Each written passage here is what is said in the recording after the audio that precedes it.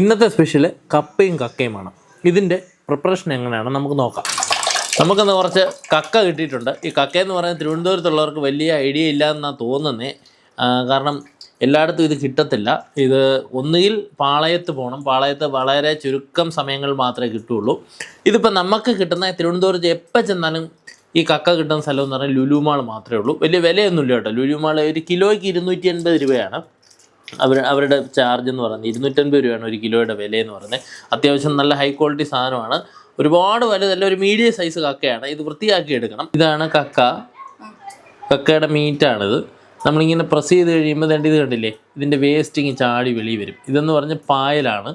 പായൽ ഭക്ഷിച്ചാണിത് ജീവിക്കുന്നത്. നമ്മൾ ഈ ഷാപ്പുകളിലൊക്കെ പോയി കഴിക്കുമ്പോൾ ഒന്നും ഒരിക്കലും അവർ വൃത്തിയാക്കിയ കക്കയൊന്നും ആയിരിക്കത്തില്ല കേട്ടോ. അവരതിന് വേണ്ടി ഇത്രയും സമയം എടുത്ത് നമ്മളിപ്പോൾ ഞാൻ ഈ കക്ക ഒന്ന് വൃത്തിയാക്കിയെടുക്കുക ഏകദേശം 2 മണിക്കൂർ എടുക്കും. 2 മണിക്കൂർ ഒരാളിരുന്ന് പൂർണ്ണമായിട്ട് ഇങ്ങനെ ചെയ്തെങ്കിൽ മാത്രമേ ഇത് വൃത്തിയാവുള്ളൂ. അപ്പോൾ ഇത്രയും റിസ്ക് എടുത്ത് ഇത്രയും ടൈം എടുത്ത് എനിക്ക് തോന്നുന്നില്ല ഷാപ്പിലൊക്കെ ഇങ്ങനെ ചെയ്തു തരും എന്നുള്ള കാര്യം.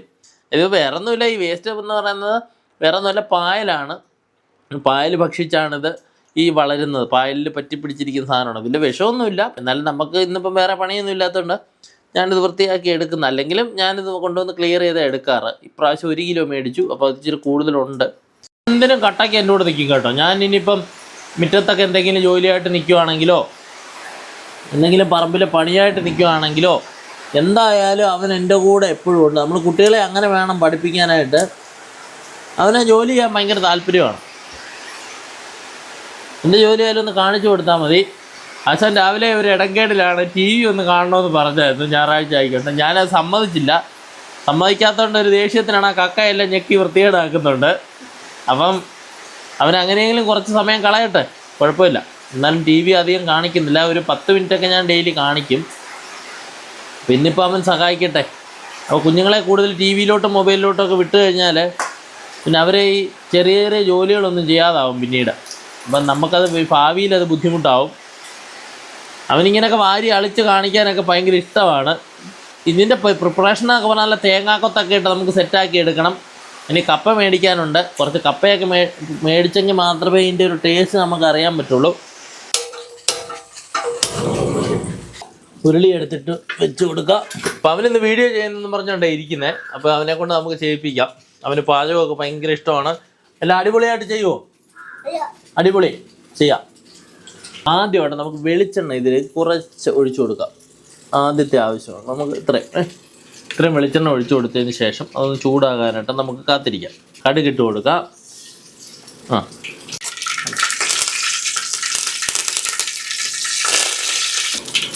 കറിവേപ്പില ഇട്ട് കൊടുത്തിട്ടുണ്ട്. നമുക്ക് അതിലേക്ക് ഇനി അടുത്തിടേണ്ട ഐറ്റംസ് എന്ന് പറഞ്ഞു കഴിഞ്ഞാൽ തേങ്ങാക്കൊത്താണ് ഇട്ട് കൊടുക്കേണ്ടത്. തേങ്ങാക്കൊത്ത് ഇട്ട് കൊടുക്കാം പതുക്കെ.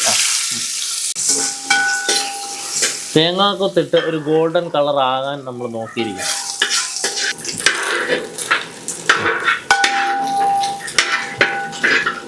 അടുത്തായിട്ട് ചെറിയ ഉള്ളി നമുക്ക് ഇതിലേക്ക് ഇട്ട് കൊടുക്കാം. ഏകദേശം മറ്റേ തേങ്ങാക്കൊത്തൊക്കെ ഏകദേശം മൂപ്പായി വരുന്നുണ്ട്. ചെറിയ ഉള്ളി നമ്മൾ ഇട്ട് കൊടുക്കും.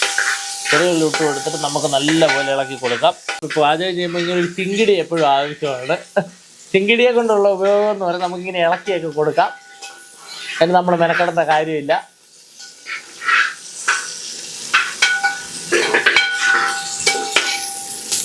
അടുത്ത നമുക്ക് വെളുത്തുള്ളി ഇട്ട് കൊടുക്കാം. അടുത്ത വെളുത്തുള്ളിയാണ് നമ്മൾ ഇടുന്നത്. വെളുത്തുള്ളി ഇട്ടതിന് ശേഷം നമുക്ക് നല്ലപോലെ ഇളക്കിക്കൊണ്ടിരിക്കണം, അല്ലേത് എരിഞ്ഞു പോകും. നമുക്ക് കക്ക ഇനി ഇട്ട് കൊടുക്കാം.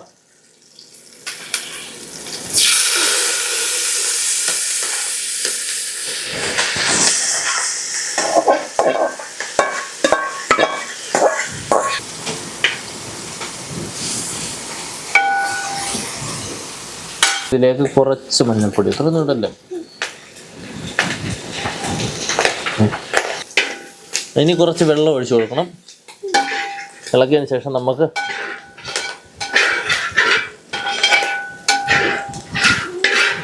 കുറച്ച് വെള്ളം നമുക്ക് ഇതിലേക്ക് ആഡ് ചെയ്ത് കൊടുക്കണം. കാരണം ഇത് വേകാൻ വേണ്ടി നമുക്ക് ഈ വെള്ളത്തിലൊഴിച്ചാണ് നമുക്ക് അടച്ച് വെക്കേണ്ടത്. ഈ ചട്ടിയുടെ അടപ്പെടുത്ത് നമുക്ക് അടച്ച് വയ്ക്കാം. ഉപ്പ് ഇതിലേക്ക് ആഡ് ചെയ്ത് കൊടുക്കാം. ഇനി നമുക്കിത് അടച്ച് വെച്ച് വേവിക്കേണ്ടതാണ് കുറേ നേരം. ഈ വെള്ളം വറ്റുന്നവരെങ്കിലും വേവിക്കെങ്കിൽ ഇത് കഷ്ണങ്ങളെല്ലാം വേവുള്ളൂ. കക്ക നമ്മൾ നല്ലപോലെ വെന്തെടുക്കാൻ പറ്റുള്ളൂ. അപ്പോൾ ഇത്ര ടൈം വേണം. നമ്മളെല്ലാ കക്ക എടുത്തില്ല കേട്ടോ. 1/2 കിലോ മാത്രമേ എടുത്തിട്ടുള്ളൂ. ബാക്കി പിന്നീട് നമുക്ക് ചെയ്യാമല്ലോ. സത്യത്തിൽ ഇതിലോട്ട് ഒരുപാട് പൊടികളൊന്നും ചേർക്കുന്നില്ല. മുളക് പൊടി, മഞ്ഞൾപ്പൊടി, ഗരം മസാല. എണ്ണയുടെ വില അറിയാമല്ലോ, അതുകൊണ്ട് വളരെ മിതമായ രീതിയിലാണ് എണ്ണയുടെ ഉപയോഗവും. ഷാപ്പിലെ കക്ക ഇറച്ചി നിങ്ങൾ കഴിച്ചിട്ടുണ്ടെങ്കിൽ അറിയാം, അതിൽ നല്ല പോലെ എണ്ണ ചേർക്കാറുണ്ട്. ഇതാണ് നമ്മുടെ സ്റ്റൈലിൽ വെക്കുന്ന കക്ക ഇറച്ചി. അങ്ങനെ നമ്മുടെ കക്ക അടിപൊളിയായിട്ട് റെഡി ആയിട്ടുണ്ട്. കക്ക മാത്രം പോരാ, കപ്പയും വേണം. നമുക്ക് കപ്പ അങ്ങോട്ട് പുഴുങ്ങിയെടുക്കാം. സംഭവം വെന്ത് സെറ്റായിരിക്കുന്ന കപ്പ. അടിപൊളി മഴയത്ത് ഈ ആംബിയൻസിൽ കഴിക്കാൻ പറ്റിയ അടിപൊളി സാധനം എന്ന് പറഞ്ഞാൽ ഇത് തന്നെ, വേറെ ഒന്നുമല്ല, നമ്മുടെ കക്കയും കപ്പയും. കഴിച്ചു നോക്കട്ടെ എങ്ങനെ ഉണ്ടെന്ന്. സംഭവം എങ്ങനെ ഉണ്ടെന്ന്. സംഭവം ഒരു തേങ്ങാക്കൊത്തൊക്കെ ഉണ്ട് കേട്ടോ. ഈ തേങ്ങാക്കൊത്താണ് ഇതിൻ്റെ ഹൈലൈറ്റ് എന്ന് പറയുന്നത്. അടിപൊളി, ഒരു രക്ഷയില്ല, സൂപ്പർ സാധനം കേട്ടോ. ലുലു പോകുമ്പം എന്തായാലും മസ്റ്റായിട്ട് നിങ്ങൾ ഈ ഐറ്റം ഒന്ന് വാങ്ങിച്ചു കൊടുക്കും. കാരണം ലുലുവിലെ കിട്ടുള്ളൂ, അതുകൊണ്ടാണ് ഞാൻ പറഞ്ഞത്. നിങ്ങൾ പോകുമ്പോൾ ഈ ഐറ്റം ഒന്ന് വാങ്ങിച്ച് ട്രൈ ചെയ്ത് നോക്കാം കേട്ടോ. ഞായറാഴ്ച ദിവസമൊക്കെ വാങ്ങിച്ച് ഫ്രിഡ്ജിൽ വെച്ചിരുന്നാൽ മതി. ഞായറാഴ്ച ദിവസം വാങ്ങിച്ച് നിങ്ങൾ ഒന്ന് ട്രൈ ചെയ്ത് നോക്കാം.